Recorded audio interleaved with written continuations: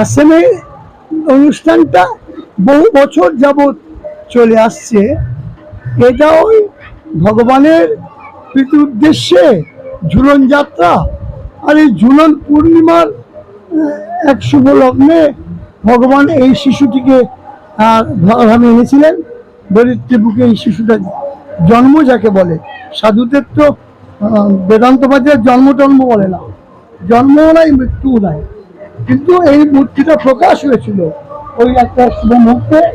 এই শিষ্য ভক্ত যারা তারা জন্মদিন করে তক্ত করছে কে, আর তারা জন্মদিন করে গুরুদেবের জন্মদিন, আর আমরা সেই উপলক্ষে সুযোগ পেয়ে গেলাম 6 দিন ধরেই জন্মদিন বা জন্মদিন একদিনে হয়, পুরো ঝুলনের এটাই এখানে চলছে।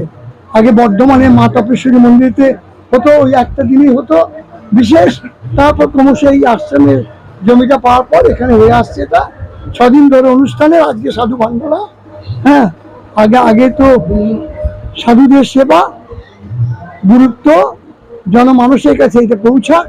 সাধু নাম দর্শনম পুণ্যম তীর্থভূতা সাধব, সাধুর দর্শনে এই পুণ্যলাভ এবং সমস্ত তীর্থ সেটায় উপস্থিত হয়ে থেকে সেখানে বজায় থাকে, তীর্থের মাহাত্ম্য উদ্ঘোষিত হয়, উদ্ভাসিত হয়। তাই সাধু সেবাটার একটা বিরাট অঙ্গ।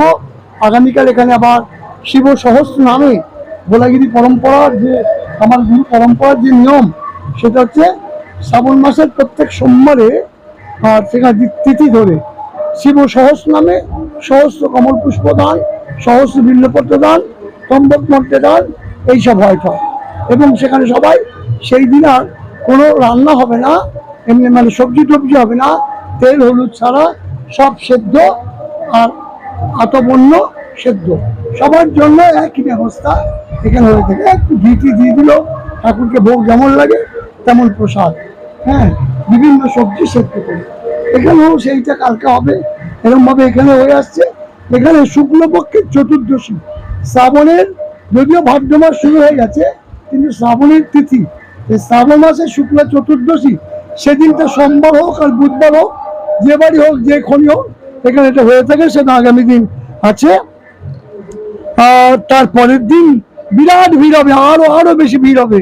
যদিও সবাইকে বলে দেওয়া থাকে যে নিমন্ত্রণ আপনারা আসলে আনন্দ, না আসলে বেশি আনন্দ, আর যদি কখনো না আসেন আমার মতো আনন্দ সুখার কারণে মানে আপনাদেরও কষ্ট হবে, যারা এসছে অব্যবস্থা চরম, বসতে পারবে না, খেতে যেতে পারবে না, লাইন দিয়েও পারবে না। উপস্থিত হয়েছেন বিভিন্ন মঠ মিশনের সাধু সন্তরা।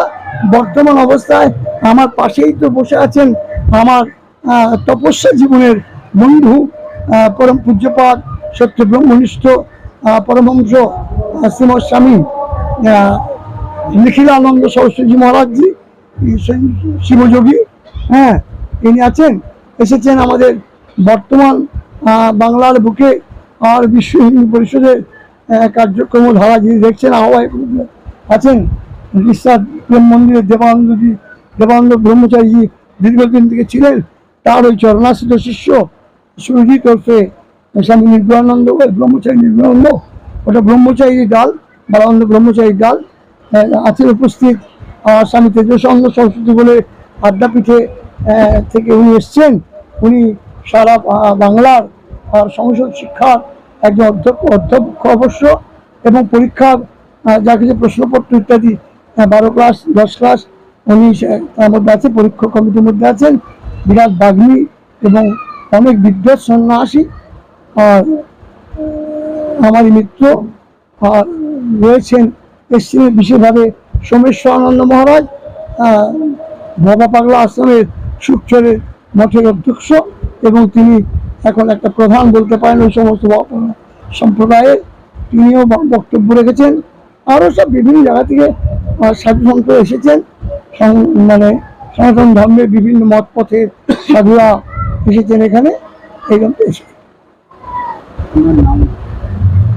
আর আমাকে তো সবাই জানে, আগে সবাই একটা নামে জানতো, এখন সমস্ত পরিবর্তনের মধ্য দিয়ে আমি এখন বর্তমান অবস্থায় আর অনেকগুলি ধর্ম সংস্থায় যুক্ত, বিশেষভাবে হরিদ্বারস্থিত ভোলানন্দ সেবা সন্ন্যাস আশ্রমের মঠাধ্যক্ষ এবং সেবায়িত ব্রহ্মেশ্বর শিব ঠাকুর, যেটা উত্তরাখণ্ডের ভোলার ওই হরিদ্বারেতেই আছে, সেই স্বয়ংভূলিঙ্গ ব্রহ্মেশ্বর সেবায়িত, এই একটা পরিচয়। অখিল ভারত সংঘ সমিতির একটা চেয়ারপারসন রূপে আছি, তারও একটা পদাধিকার আছে, এবং বহু হিন্দু সংহতির সঙ্গে যুক্ত, হিন্দু জাগরণ মঞ্চের সঙ্গে যুক্ত ইত্যাদি অনেক একাধিক গীতা পাঠ প্রচার সব থেকে বড় পরিচয়। আমি গীতা পাঠ যখন হিন্দুত্বের কথা বলা মুশকিল হয়ে গেল, বাপি ধাঁচা গুড়ি ফেলার সঙ্গে সঙ্গে বিভিন্ন অবস্থা তৈরি হলো, তখন এখানে আমার এই প্রাণের প্রিয় মিত্রও রয়েছেন, বন্ধুবর বিপ্লব বিজয়জি আর আমরা দুজনেই বিশেষভাবে আর উদ্যম নিয়ে, যে উদ্যমেরও হি সিদ্ধি কাক জানিয়েছ মনোরথই, উদ্যমের দ্বারা সিদ্ধিরা হয়ে থাকে। অনেক বাধা বিপত্তি আমাদের তারা বন্ধ করে দিল বিশ্ব হিন্দু পরিষদে। সেদিন আর হিন্দুত্বে এত জনজোয়ার, এত বুক ফুরিয়ে গর্ব ভরে হামসে কহ হাম হিন্দু হয়, সেই লোক কম ছিল। এই তখন আমার সেই তালাবন্ধ অবস্থার মধ্যেই আমরা আবার নতুন করে গীতা পাঠ প্রচার সঙ্গে সাইনবোর্ড লাগিয়ে সেই সরকারি উপেক্ষাকে আর বুদ্ধির মাধ্যমে, কৌশলের মাধ্যমে সেটাকে আর ধূলিসাৎ করে দিয়ে আমরা বীরত্বের সঙ্গে শুরু করেছিলাম গীতা পাঠ প্রচার সংঘ। যদিও বিশ্ব হিন্দু পরিষদে তখন আমরাই ছিলাম দীর্ঘদিন সভাপতি, এবং আমার সম্পাদক রূপে আমার এই বন্ধু বিপ্লব বিজয়জি ছিলেন। যাই বা হোক, যে যেভাবে কাজ করুক, সনাতন ধর্মের কাজ করুক, নাম যাই হোক, তো সেইভাবে এই 49 বছর আর প্রতিষ্ঠা, আমাদের জন্মাষ্টমী পূজা 49তম ভগবানের জন্মজয়ন্তী, অনেক বাধাকে, অনেক কিছুকে উপেক্ষা করে রামনবমী তো বাংলা আমরা প্রথম করেছি, সেটা 1990 সাল থেকে শুরু। 1990 সালে হাইকোর্টের পরোয়ানা পেয়ে, তখন সিপিএম আমল ছিল, আর সুরেন মণ্ডল চেয়ারম্যান ছিলেন, তিনি এটাকে নাকচ করে দিলেন যে আমরা টাউন হল দেব না। কিন্তু দৈব নাচ দৈবাত পরম বলম, দৈব বলের কাছে সবকিছু তুচ্ছ হয়ে যায়, কোনো বাধা, কোনো বিপত্তি থাকে না। আর প্রতিজ্ঞায় যে দৃঢ়, সংকল্পে যে অটুট, জগতের সকল সিদ্ধি তার কৌতলগত, প্রতিজ্ঞায় দৃঢ়তার সঙ্গে হাইকোর্টে মামলা লড়ে স্পেশাল বেঞ্চ বসিয়ে রবিবার দিন, সে এক কাহিনী, সে ভাই পরে বলবো। তো যদি কখন শুরু হয়, আজকে 38 বছর যখন রামনবমী ওখানে হচ্ছে, বাংলার বুকে প্রথম রামনবমী আমরাই করি, আজকে তো বহু জায়গায় হচ্ছে। আমার গ্যারেন্টি, খেয়ে দেখুন রাজনন্দিনী প্রিমিয়াম মিনিকেট রাইস, বাংলার নিজের চাল। রাজনন্দিনী মিনিকেট রাইস।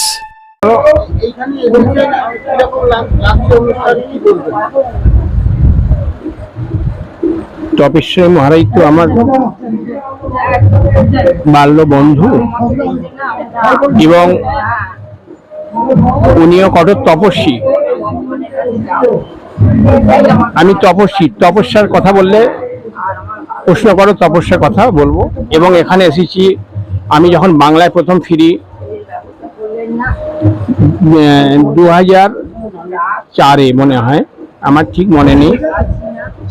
তো 2004-এ বাংলায় আমি ফিরি। আমি ছিলাম উত্তরাখণ্ডে, হিমালয়ের দিকে তপস্যায়। এনার এক শিষ্য, শ্রীরামপুরে বাড়ি আমার মনে হয়, আমি সব ভুলে গিয়েছিলাম, বাংলাকে ভুলে গিয়েছিলাম, ভাষা ভুলে গিয়েছিলাম, সমস্ত মানুষকে ভুলে গিয়েছিলাম। তপস্যার জগৎ তো আলাদা, পৃথিবীর বাইরে। তখন ওনারই এক শিষ্য এখানে এনেছিলেন। তখন এখানে আসার পরে আমিও চিনতে পারি না, উনিও অস্পষ্ট চিনতে পারছিলেন। তারপরে বুকে জড়িয়ে ধরলেন। তারপর থেকেই কয়েক বছর আসছি এখানে, এবং একে একটা হিন্দু সনাতন ধার্মিক স্থান, আমাদের যেটা ঋষি পরম্পরার ধারা এবং হোমযজ্ঞ শাস্ত্রীয় যে সমস্ত ক্রিয়াকর্ম সেখানে হয়, সেই কারণেই এখানে এসে দেখছি ঈশ্বর তত্ত্বর এবং সাধু সন্তর যে ভান্ডারা বা ঈশ্বর তত্ত্ব আলোচনা বা কথাবার্তা, আধ্যাত্মিক, আমি মুগ্ধ। এবং জানি না কতদিন আসা যাবে এখানে।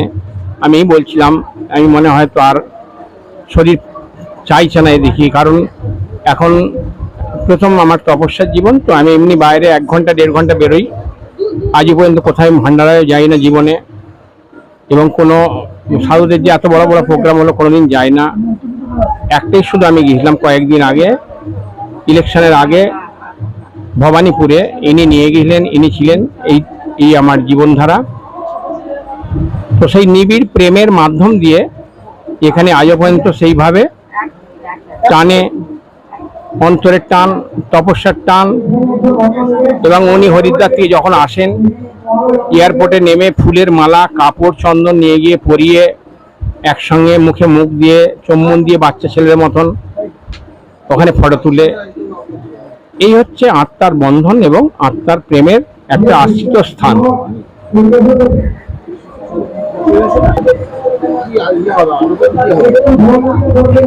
দেখুন, সরকার নতুন এসেছে, সরকার হচ্ছে একটা প্রশাসনিক দিক, আমরা তো তপস্যার দিক। তো সরকার আশা করছি বা আশা করব আমরা, আমিও কিছু লেখা দিয়েছিলাম সরকারকে, কিছু লেখা দেওয়া হয় দিল্লিতেও।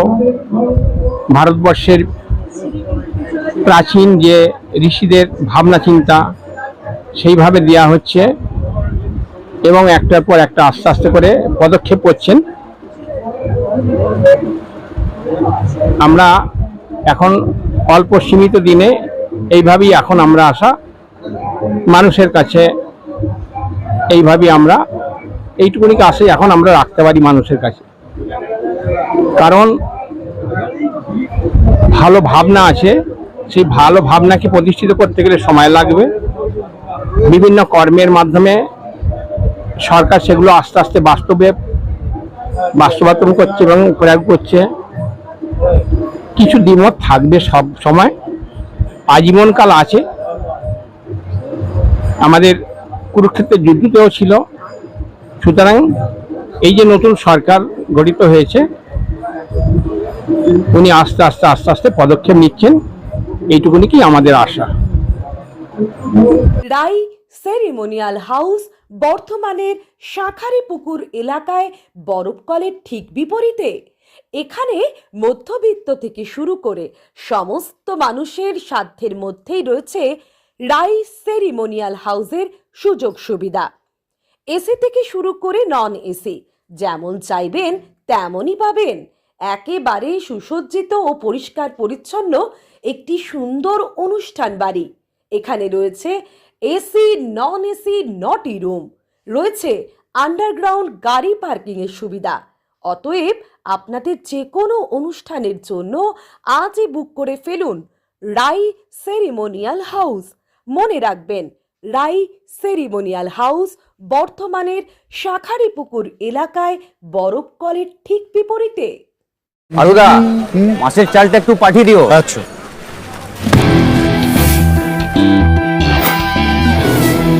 বাঁশকাঠি না মিনিকেট? মিনিকেটই তো নি দাদা, তবে আগের মাসেরটা একদম ভালো ছিল না। আরো হ্যাঁ দাদা, এ মাসে ওনাকে রাজনন্দিনী প্রিমিয়াম মিনিকেটটা পাঠিয়ে দিবি। ঠিক আছে দাদা। দাদা, এটা ভালো হবে তো?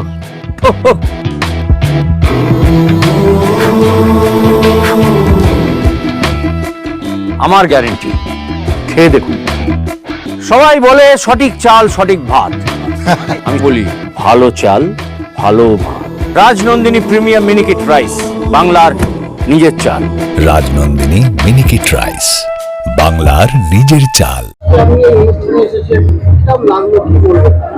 আজকের এই অনুষ্ঠান ঝুলন পূর্ণিমায় আমাদের পরম পূজ্যপাদ মহামণ্ডলেশ্বর স্বামী তেজসানন্দ গিরি মহারাজজি, যিনি ভোলাগিরি পরম্পরার মহামণ্ডলেশ্বর, এই হাট বসন্তপুরে ওনার নিজের আশ্রম। সেই আশ্রমে ঝুলন পূর্ণিমা উপলক্ষে প্রতি বছরই এখানে সাধু সন্তদের আগমন হয়, এবং সেই উপলক্ষে আজকে বহু সন্ত এখানে এসেছেন, এবং সেই উৎসব আজকে সাফল্যমণ্ডিত হয়েছে সন্তদের অমৃতময় প্রবচনে এবং আজকের এই ধর্মীয় বাতাবরণে।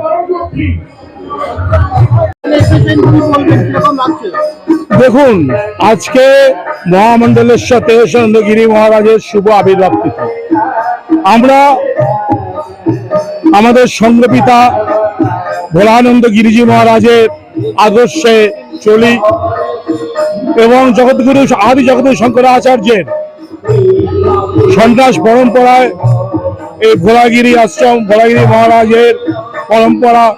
ভোলাগিরি মহারাজ আমাদের সঙ্গপিতা এবং এই ভোলাগিরি মহারাজ আমাদের যে পরম্পরা শিখিয়ে গেছেন তার আমাদের আজ পৃথিবীর মূল পথপ্রদর্শক শ্রীমৎ স্বামী মহামণ্ডলেশ্বর তেজসানন্দগিরি মহারাজ। আজ তার জন্মতিথিতে তার চরণে শতকোটি প্রণাম জানাই। এখানে উপস্থিত সাধু সন্ত সাধিকাদের চরণে প্রণাম জানাই ভক্তবৃন্দকে। ভোলাগিরি মহারাজ কা জয় হোক। স্বামী প্রতীকানন্দ গিরি।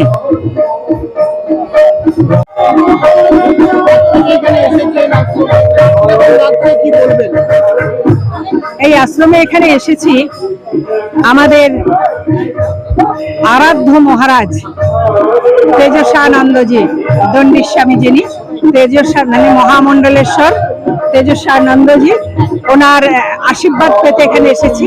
আজকে ওনার শুভ আবির্ভাব দিবস, এদিকে চলছে ঝুলন পূর্ণিমা, সবকিছু মিলিয়ে একটা আনন্দ ধাম, আনন্দ নিকেতন এখানে এসে লাগছে। অসংখ্য সাধু মহাত্মা জ্ঞানী গুণীজন এসেছেন, দর্শন পেলাম তাদেরকে, ভালো লাগলো। এখন সুন্দর নাম কীর্তন শুনছি, ভাবে আমি বিভোর হয়ে গেছি সেই নাম কীর্তন শুনে।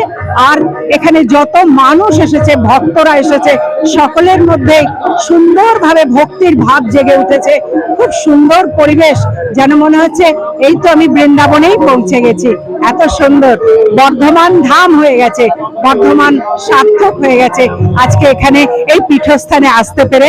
খুব আনন্দ, খুব আনন্দ, মহা আনন্দ, সকলে মিলে, সকলের জন্য বলা, খুব ভালো লাগছে, খুব আনন্দ হচ্ছে। আমার নাম হচ্ছে খনামা, সন্ন্যাস নাম হচ্ছে প্রব্রাজিকা খনাপ্রাণা, আর সকলে আদর করে ডাকে খনামা বলে। আমি এসেছি বরানগর রামকৃষ্ণ দিগদর্শন সেবাশ্রম থেকে। আজও আমাদের আশ্রমে এই মুহূর্তেও সেবা চলছে। প্রতিদিন দুপুরবেলায় সকল মানুষের জন্য, ক্ষুধার্ত মানুষের জন্য 100-150 যত মানুষ আসে আমাদের সেই আশ্রমে প্রতিদিন অন্ন সেবা বিনামূল্যে দেওয়া হয়। কারণ কাছে একটা হসপিটাল আছে, হ্যান্ডিক্যাপ্ট হসপিটাল। সেই হসপিটালে সব অসুস্থ এবং তাদের অভিভাবক এবং পথচারীদের আহারের ব্যবস্থা করা হয়। তা সত্ত্বেও এত ব্যস্ততার মধ্যেও আজকে আমি এখানে এসেছি।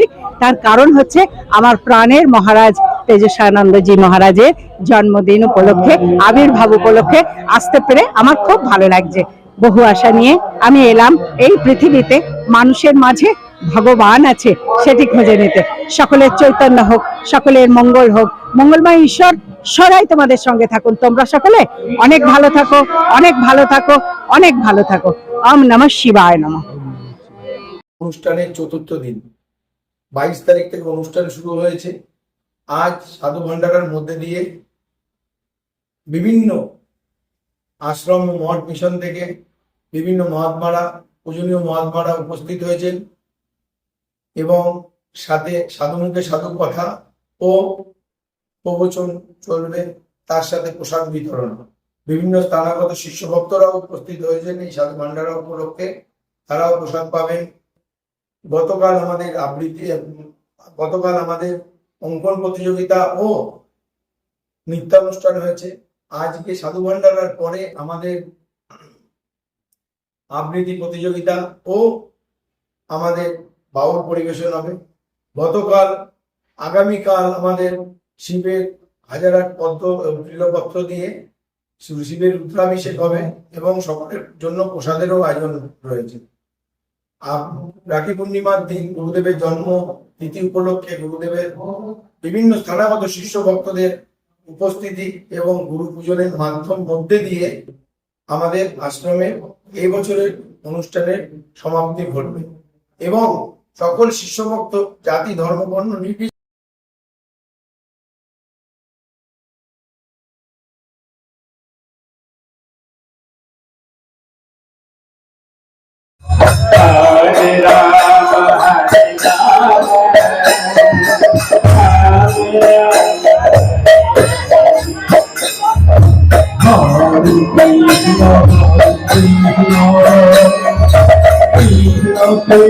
Oh,